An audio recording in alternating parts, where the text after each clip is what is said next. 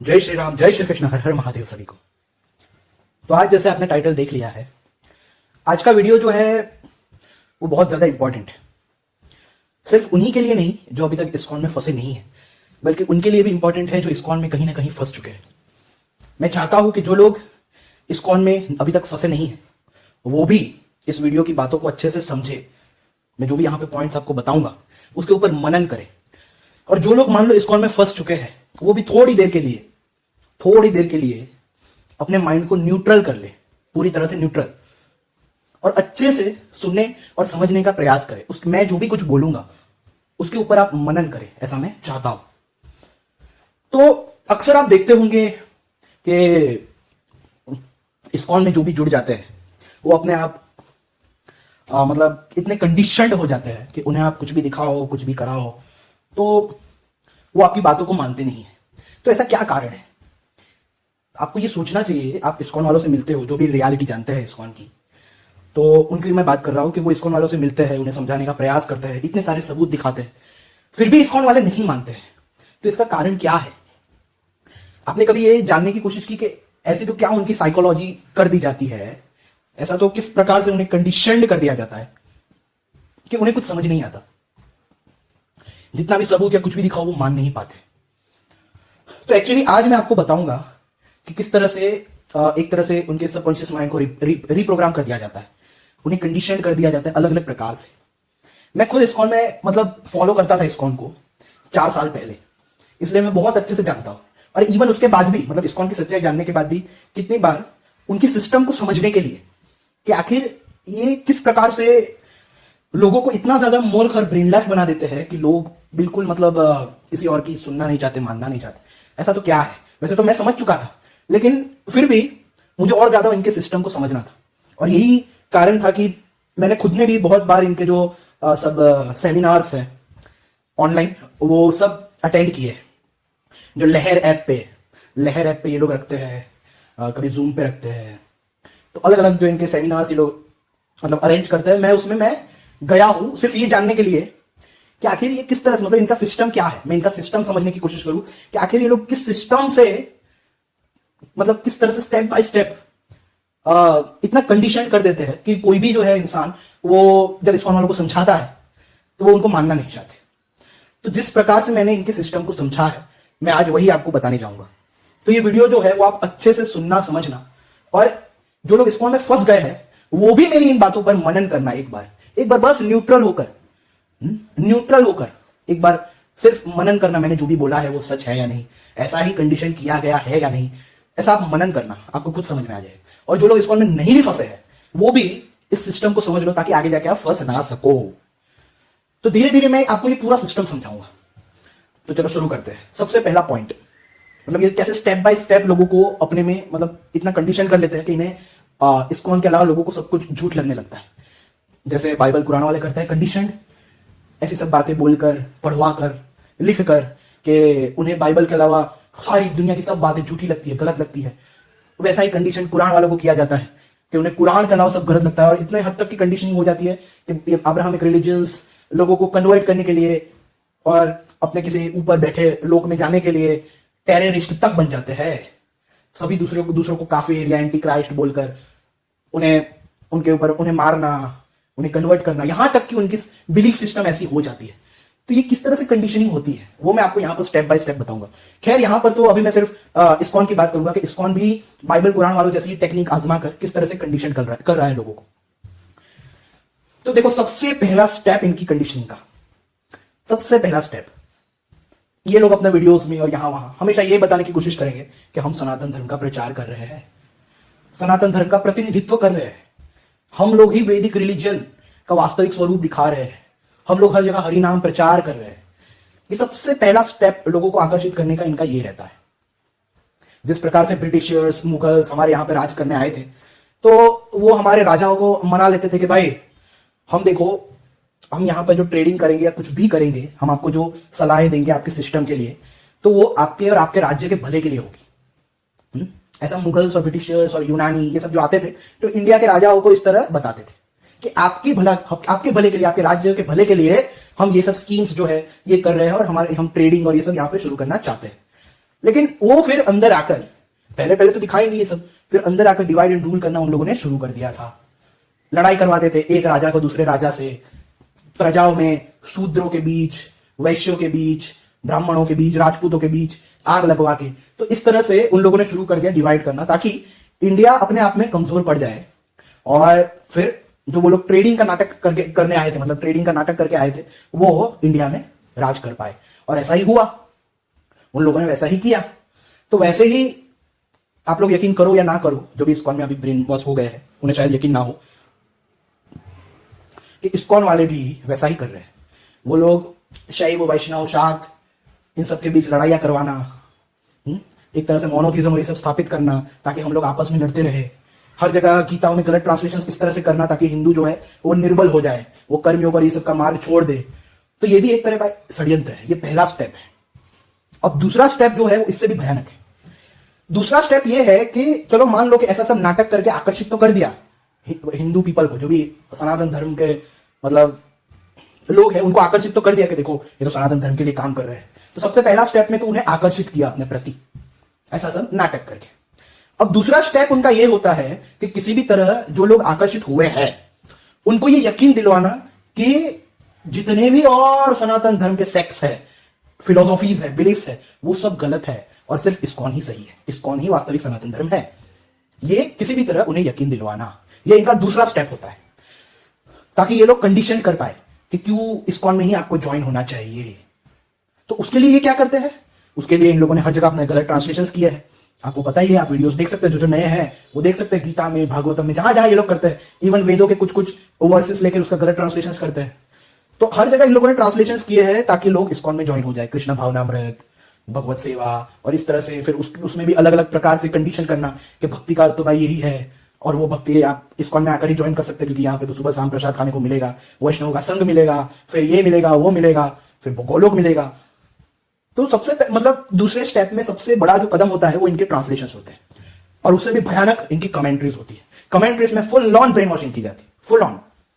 वो तो जो लोग जानते हैं, जो लोग ब्रेन वॉश होकर बच गए हैं, वो भी इस बात को समझते हैं। और जिन लोगों ने उनकी कमेंट्री पढ़ी है और ब्रेन वॉश नहीं हुए क्योंकि उनमें थोड़ी बुद्धि बची थी, वो लोग भी इस बात को समझते हैं। मैं तो समझता हूं क्योंकि मैं पहले इस्कॉन में था, इसलिए मैं अच्छे से समझता हूं इस चीज को।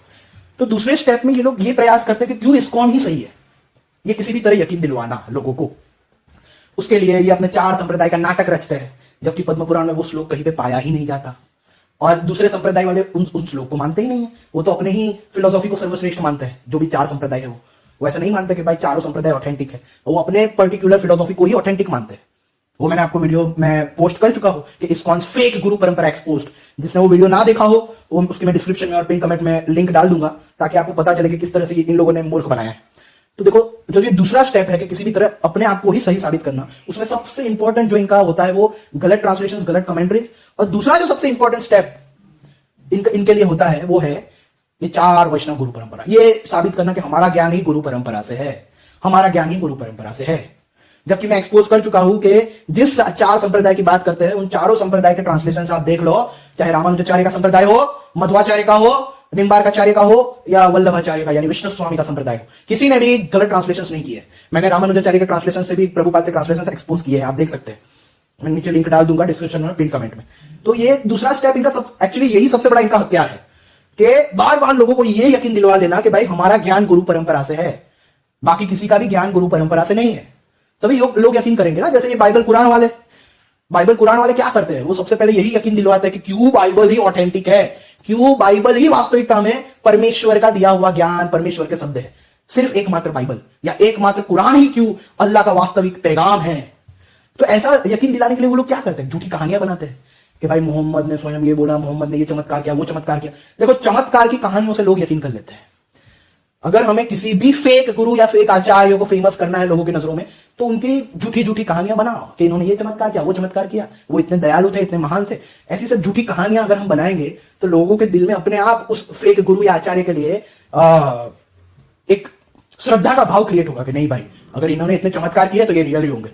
इसलिए आप देखो, ये जितने भी कल्ट है ना, कल्ट, इवन रामपाल अभी जेल में है, लेकिन उसके भक्तगण इतने सारे कहानियां बना के बैठे हैं रामपाल की कि रामपाल ने ये दर्शन दिया, रामपाल ने भूत से बचाया, हाँ, रामपाल सूक्ष्म शरीर से आए थे और ये चमत्कार किया, वो चमत्कार किया। आप सुन सकते हैं भाई, अपने न्यूज ये रामपाल टीवी और पता नहीं जगत गुरु रामपाल टीवी, साधना टीवी, ये सब पे आते हैं इनके भक्त लोग और अपने एक्सपीरियंसेस सुनाते हैं।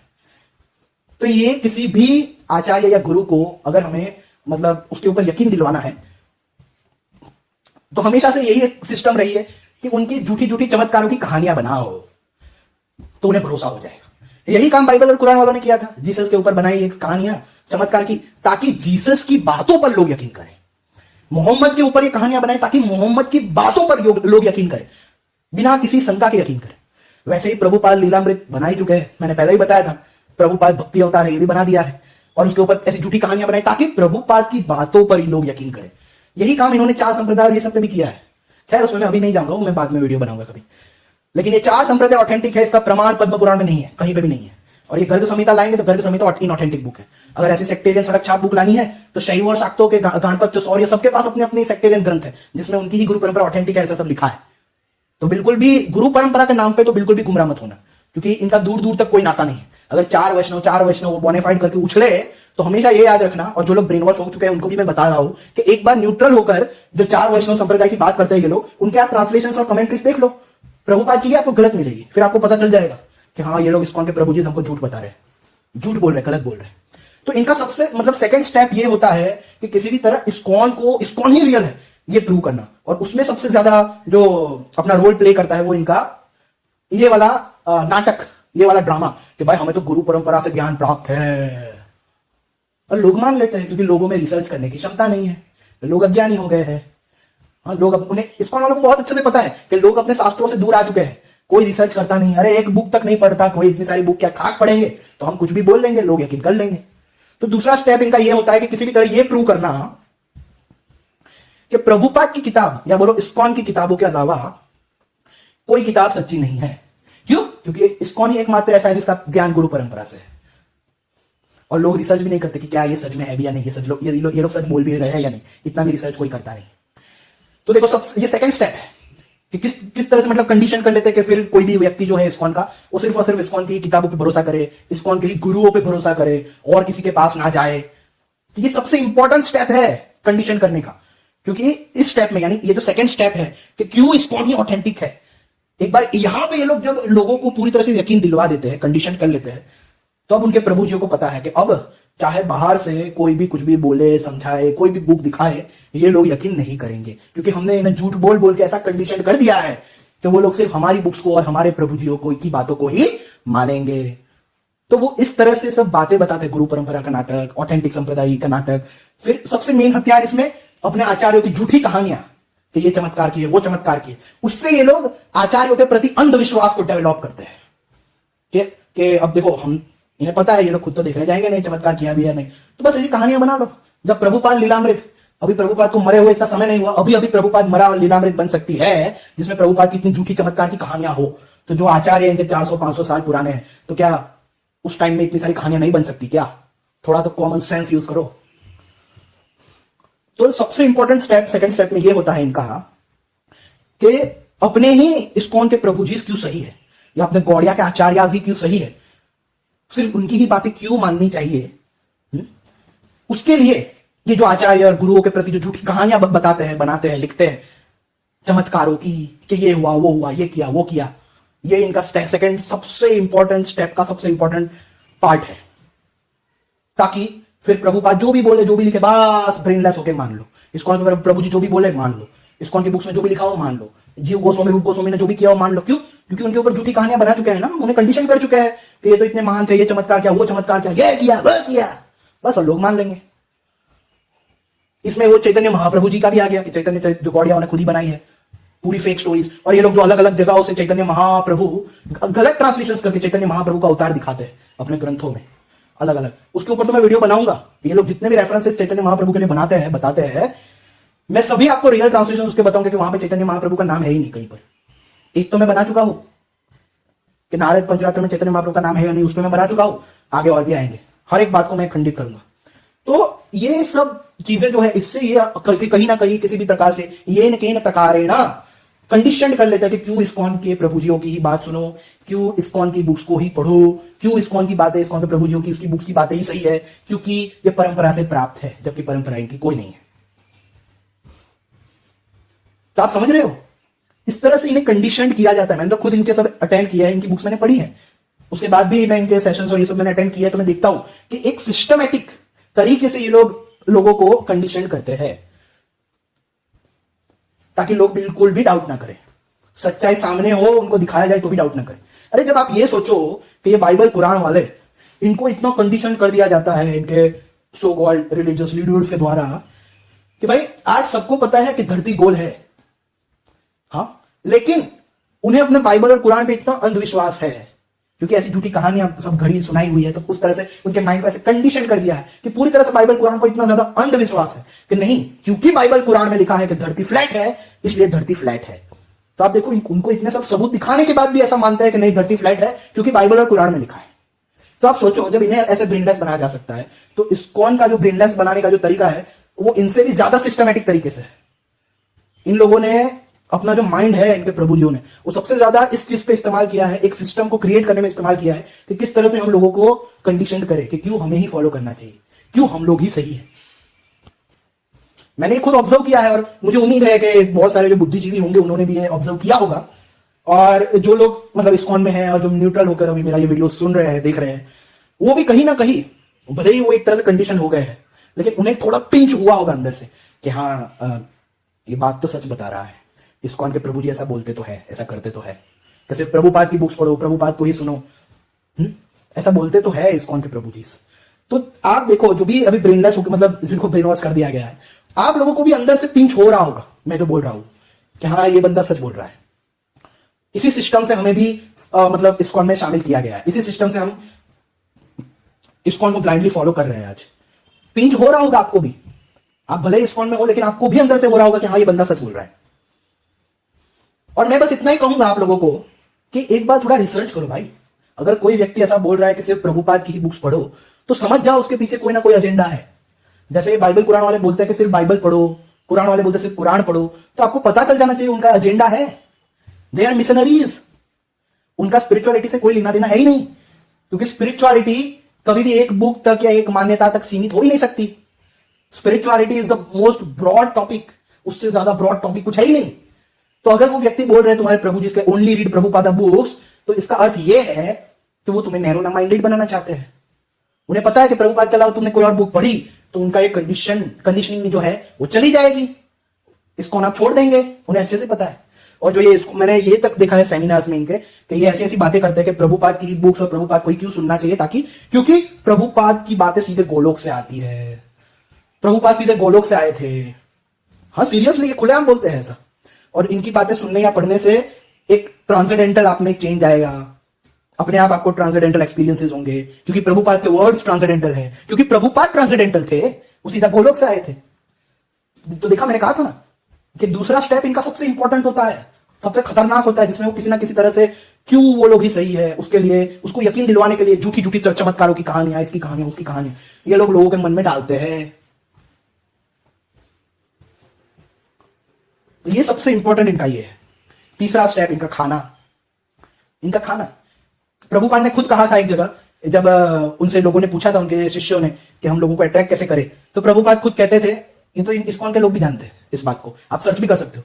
प्रभुपाद खुद कहता था कि भाई लोगों के दिल तक पहुंचने का रास्ता पेट से होकर जाता है, तो आप जितना अच्छा उन्हें खाना खिलाएंगे लोग इतना इस्कॉन में आएंगे। तो ये भी एक इंपॉर्टेंट स्टेप है इनका इस्कॉन के प्रति लोगों को अट्रैक्ट करने का, कि लोग खाना ऐसा बनाते हैं कि लोग आते हैं, उनके अट्रैक्ट होते हैं। और लोग देखो, सबसे इंपॉर्टेंट चीज यहां पे ये है कि लोगों का अज्ञान, लोगों की जो अज्ञानता है उसका फायदा बहुत उठाते हैं ये लोग। उनको पता है कि लोग शास्त्रों खोल के तो पढ़ने जाने नहीं वाले हैं, कोई चेक तो करने नहीं वाला कि हमने सही बोला भी है या नहीं।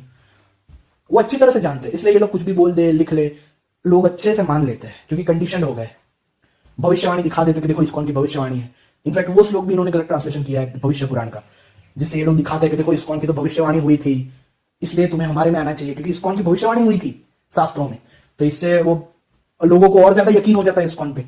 तो ये तरीके हैं, ये टेक्निक्स है। इसी टेक्निक को रामपाल ने आजमाया था कि देखो नास्ट्राडामस ने भविष्यवाणी की थी, इस शास्त्र में ये भविष्यवाणी की है, इसलिए मैं रामपाल आपको वो ज्ञान फिर से दे रहा हूं जो गुप्त हो गया था, लुप्त हो गया था। तो आप देखो, ये सिस्टम है, ये सिस्टम होती है। आपको समझना पड़ेगा कि कोई भी रिलीजियस संस्था किस तरह से ब्रेनलेस बनाने का काम करती है। ये एक सिस्टमैटिक तरीके से होता है, ऐसे ही नहीं होता है। और ओपन माइंडेडली आपको उस सिस्टम के ऊपर थोड़ा इंक्वायरी करनी पड़ेगी, तब आपको पूरा सिस्टम पता चल जाएगा कि किस तरह से ये लोग ब्रेनलेस बनाते हैं। और कितने लोग बोलते हैं भाई ये लोग खाना खिला, अरे खाना खिलाते हैं। आपको पता है ओएमजी देखा है, ओएमजी पिक्चर, उसमें वो व्यक्ति क्या बोलता है कि भाई ये रिलीजियस संस्थाओं को अपना जो ब्लैक मनी है जो कि सिर्फ डोनेशन से मिला है उसको व्हाइट में कन्वर्ट करने के लिए कुछ ना कुछ करना पड़ता है, कुछ ना कुछ ऐसी रिलीजियस चीज खोलनी पड़ती है, मंदिर खोलना पड़ता है या ये भंडारा करना पड़ता है, तभी उनका जो ब्लैक का मनी है वो व्हाइट होगा। नहीं तो इनकम टैक्स डिपार्टमेंट वाले जो है वो पहुंच जाएंगे बंदूक लेके अरेस्ट करने के लिए। तो लोगों को एक सामान्य ज्ञान भी नहीं है। आप सोचो, लोगों को इतना कॉमन सेंस भी नहीं है। उन्हें ये दिखता है कि ये खाना खिला रहे हैं, लेकिन उन्हें ये नहीं पता कि खाना वो लोग अपने बाप के पैसों से तो खिला नहीं रहे हैं, कि खुद कमा के खिला रहे हो। हम ही लोगों ने जो डोनेट किया है उसी से खाना खिला रहे हैं। और हमने जो डोनेट किया है 1 करोड़ डोनेट किया है, 1 करोड़ में से अगर 1 लाख रुपए को ये लोग खाना बनाने में मतलब ऐसे ही मतलब लोगों को फ्री में खाना खिलाने में इस्तेमाल करे, तो भाई उनका नुकसान क्या है? क्योंकि जो 1 करोड़ है वो भी तो हमने ही दिया है, और उन 1 करोड़ में से 1 लाख उन्होंने सबको खाना खिलाने में इस्तेमाल किए, तो उसमें उनका फायदा है। कैसे? कि देखो, एक तो ब्लैक मनी जो है वो व्हाइट हो रहा है, पहला फायदा। दूसरा फायदा कि उनका नाम हो रहा है, उनकी एडवर्टाइजमेंट हो रही है कि देखो ये तो लोगों को खाना खिलाते हैं, देखो कितनी अच्छी संस्था है। और वो लोग इसमें कामयाब भी हो रहे हैं, क्योंकि कितने मंद बुद्धि लोग जो है वो यही बोलते हैं कि देखो कितने अच्छे ये लोग फ्री में खाना खिलाते हैं। तो देखो देर वो लोग जीत रहे हैं, उनका प्लान सफल हो रहा है, क्योंकि वो लोग यही तो चाहते थे। देखो दोनों ही चीजों में उनका फायदा है। 1 करोड़ डोनेशन में से 1 लाख हम भंडारे में यूज करेंगे, उसके 2 फायदे होंगे। पहला फायदा तो ब्लैक का व्हाइट हो रहा है, दूसरा फायदा कि इतने सारे लोग हमें अच्छा समझ रहे हैं, हमारी एडवर्टाइजमेंट हो रही है कि देखो ये लोग तो खाना खिलाते हैं, कितना अच्छा काम करते हैं, हमें भी इस्कॉन में जाना चाहिए, हमें भी और डोनेट करना चाहिए। यानी 1 लाख का जो दिखावा डोनेशन मतलब सॉरी 1 लाख का दिखावा किया भंडारा मतलब सबको खाना खिलाकर, उस 1 लाख के मतलब खुद तो वो ब्लैक का व्हाइट भी हो रहा है, और ये चीज जो देखने वाले लोग हैं वो खुश होके और डोनेशन भी देंगे इस्कॉन वालों को, और उसमें ज्वाइन भी हो जाएंगे। तो लोगों को ये नजर नहीं आ रहा, लोगों को ये चीज नजर नहीं आ रही कि ये मतलब, क्योंकि मैं वही तो बोल रहा हूं ना कि लोग भूल चुके हैं कि मार्केटिंग कैसे होती है, कि बिजनेस कैसे चलता है, बिजनेस मॉडल और ये सब। लेकिन जो लोग इंडस्ट्री में काम करते हैं, जो इंडस्ट्रियलिस्ट है या जो किसी भी प्रकार के बिजनेस से जुड़े हैं, वो बहुत अच्छे से इस्कॉन की टैक्टिक्स को समझते हैं। लेकिन क्योंकि मोस्ट ऑफ जो जनता है वो भोली भाली है हमारे यहाँ की, इतनी ज्यादा पढ़ी लिखी नहीं है, तो यही कारण है कि वो इसको समझ नहीं पाते, वो अच्छा मान लेते हैं। तो भाई वो खाना भी खिला रहे हैं तो हमारे ही पैसों से खिला रहे हैं, और उसमें उनका ही फायदा हो रहा है कि लोग देखेंगे तो हमारा और एडवर्टाइज होगा, लोग हमें अच्छा समझेंगे, और अच्छा समझेंगे तो हमें और डोनेशन देंगे, हमारे में ज्वाइन हो जाएंगे, और हमारा ब्लैक का व्हाइट भी हो रहा है। समझ रहे हो? देखो इतनी इतनी चीजें भी हमें समझानी पड़ती है लोगों को। इसलिए मैं कहता हूं कि लोग अज्ञानी हो गए, ब्रेनलेस हो गए। और रही बात प्रचार की, आपने कभी ये सोचा है ये इस्कॉन वाले जितना दिखाते हैं ना कि फॉरेन में इस्कॉन के कारण लोग सनातन धर्म में आ रहे हैं, भाई उनका माइंडसेट तो पहले से ही अब्राहमिक ही है, कोई फर्क नहीं है। जैसा जीसस था अब कृष्णा हो गया है तो वो अब्राहमिक ही। लेकिन आपको इस्कॉन वाले ये नहीं दिखाएंगे कि इस्कॉन के कारण कितने लोग सनातन धर्म से जा रहे हैं। इस्कॉन के कारण, इस्कॉन के बिलीफ को देखकर कि इतने चाइल्डिश बिलीफ है, इतनी ज्यादा ब्रेनलेस बातें, इतनी ज्यादा सड़क छाप और चाइल्डिश इलॉजिकल बातें हैं, इसको देखकर आधे से ज्यादा लोग सनातन धर्म को छोड़ चुके हैं। तो मतलब ये ऐसा हो रहा है कि इस्कॉन को देखकर या इस्कॉन जो कर रहा है उससे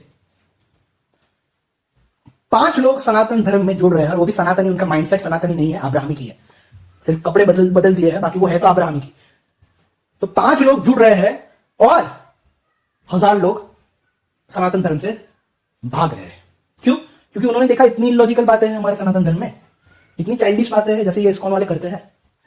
तो अब देखो इस्कॉन वाले जो है वो जितने लोग इस्कॉन के कारण भाग गए सनातन धर्म से, उनको कोई नहीं दिखाएगा।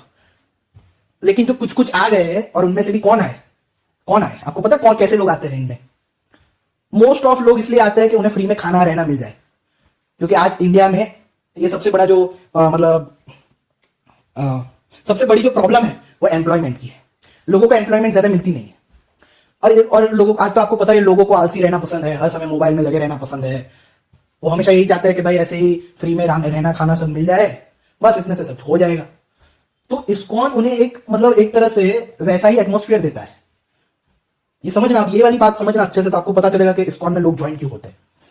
क्योंकि इस्कॉन में आपको फ्री में रहने को मिल जाएगा, फ्री में खाने को मिल जाएगा, बस करना क्या है, तो वहां पे जाके बुक बेचो और उनका और मार्केटिंग करो ताकि और लोग इनसे जुड़े, और लोग इन्हें डोनेशन दे।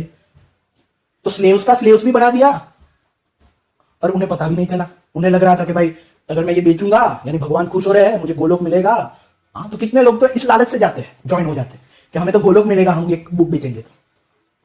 और कितने लोग इस लालच से जाते हैं कि फ्री में खाना मिल जाएगा, हाँ 2 टाइम खाने का बंदोबस्त हो जाएगा हमारा, और रहने को भी मिल जाएगा, और फैमिली की जो रिस्पॉन्सिबिलिटीज है उससे भी आजादी मिल जाएगी, रिस्पॉन्सिबिलिटीज से मुक्त हो जाएंगे हम।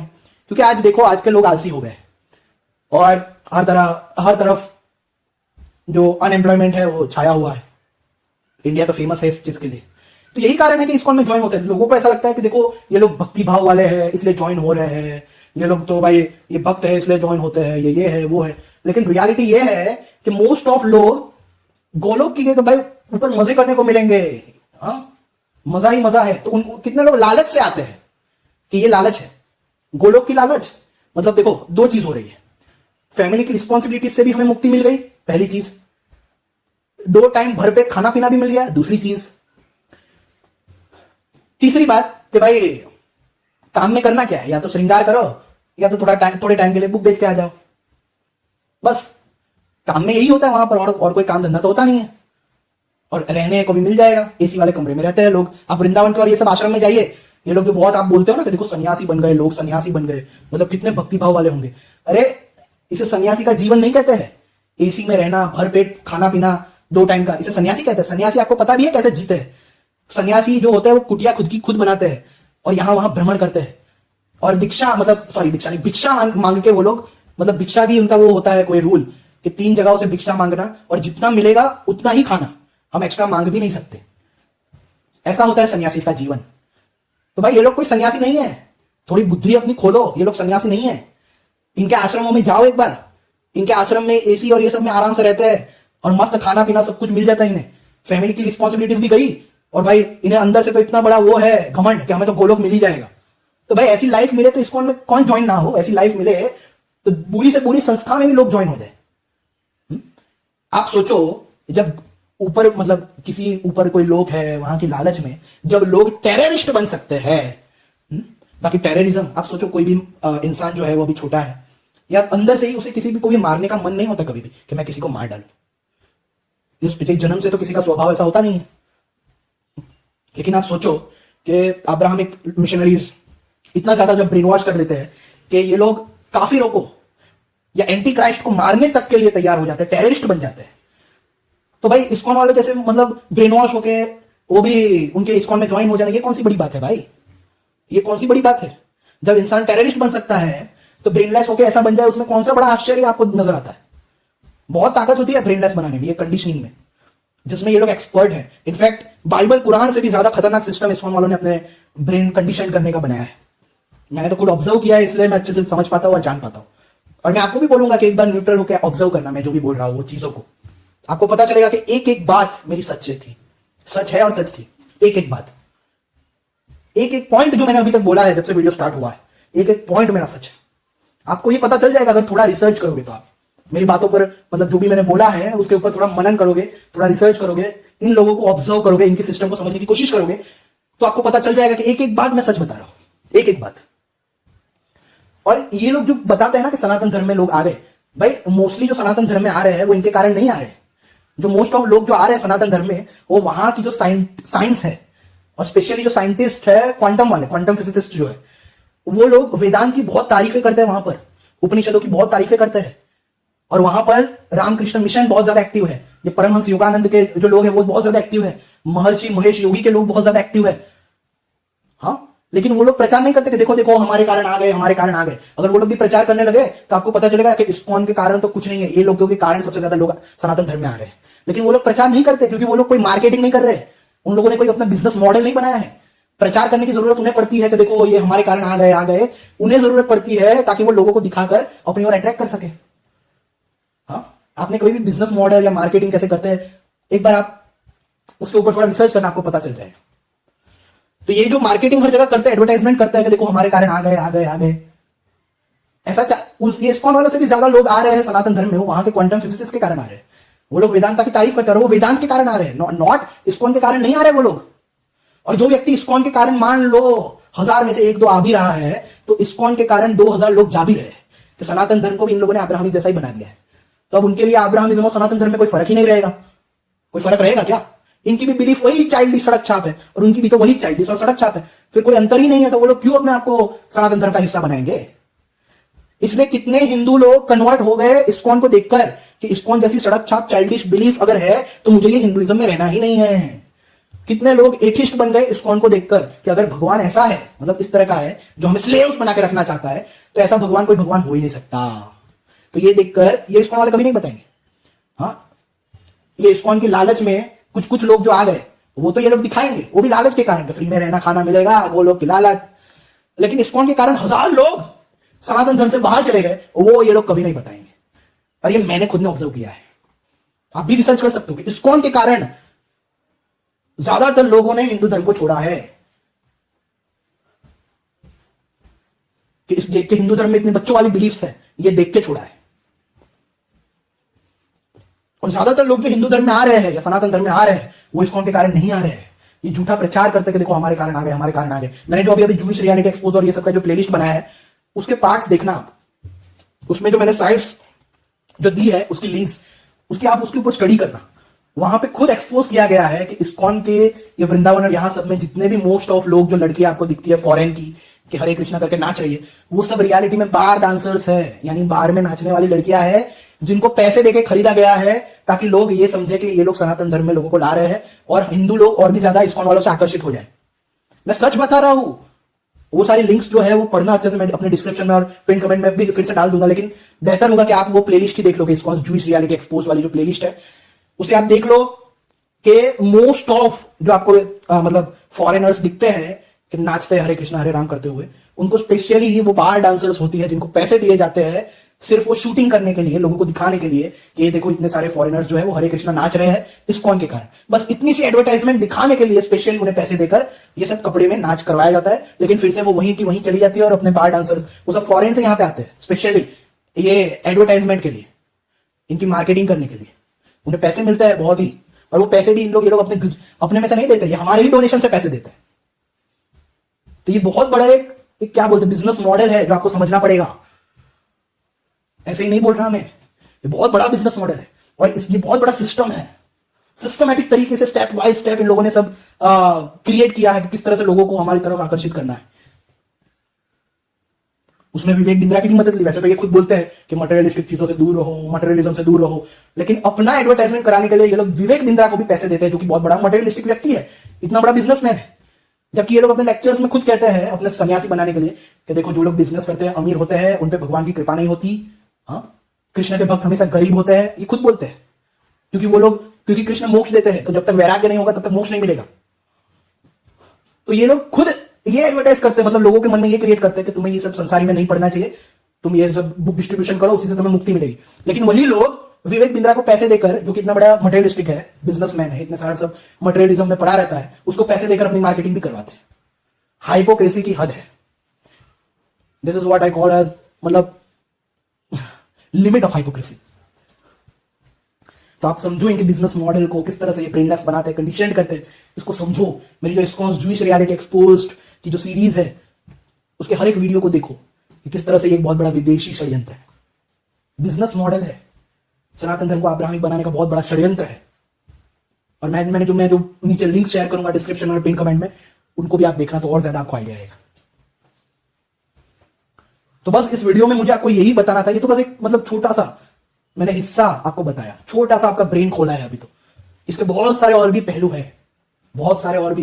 ये मैंने कहा ना बहुत बड़ा बिजनेस सिस्टम है ये, जिसमें बहुत सारी चीजें और भी है। लेकिन मैंने आपको जितना हो सके जो मेन चीजें थी वो मैंने आपको बता दी। मेन चीजें, सबसे बड़ी बात कि अगर सनातन धर्म से लोग अट्रैक्ट हो रहे हैं तो इस्कॉन से भी ज्यादा वो लोग वेदांत को देखकर हो रहे हैं, उपनिषदों के कारण हो रहे हैं। क्योंकि वहां पे बड़े बड़े साइंटिस्टों ने उपनिषदों की तारीफें की है, वेदांत की तारीफें की है, इसको देखकर वो लोग अट्रैक्ट हो रहे हैं। सर्वप्रियानंद जैसे लेक्चरर्स को देखकर अट्रैक्ट हो रहे हैं। लेकिन वो लोग कभी ऐसा नहीं दिखाएंगे कि देखो हमारे कारण इतने सारे लोग सनातन धर्म में आ गए। ये सिर्फ इस्कॉन दिखाता है। क्यों? क्योंकि मार्केटिंग, एडवर्टाइजमेंट। और जो आए भी है वो लालच के कारण आए हैं। अरे जब कोई मुस्लिम और क्रिश्चियन जन्नत और हेवन की लालच में टेररिस्ट तब बन सकता है काफिर और एंटी क्राइस्ट को मार सकता है, तो क्या गोलोक की लालच में वो सन्यासी नहीं बन सकता क्या? बस इतने में ही समझ जाओ। और वो भी सन्यासी कोई रियल सन्यासी थोड़ी बन रहे हैं। रियल सन्यासी तो बेचारे एकदम गरीब में रहते हैं, यहां वहां भिक्षा मांग के खाते हैं। ये कोई भिक्षा भी नहीं मांगते, ये भिखारी लोग लोगों के डोनेशन से भरपेट खाना खाते हैं, लोगों को मूर्ख बनाते हैं कि ये डोनेशन दे दो, वो डोनेशन इतना दो दो, गोलोक में इतनी जगह मिल जाएगी, खुल्लम खुल्ला बोलते हैं। और ऐसे लोगों को आप सन्यासी बोलते हो? थोड़ी सी शर्म कर लो। भगवान ने आंखें बुद्धि दी है तो थोड़ी सी शर्म कर लो। समझ आया? बस मुझे इतना ही कहना है। जय श्री राम, जय श्री कृष्ण, हर हर महादेव।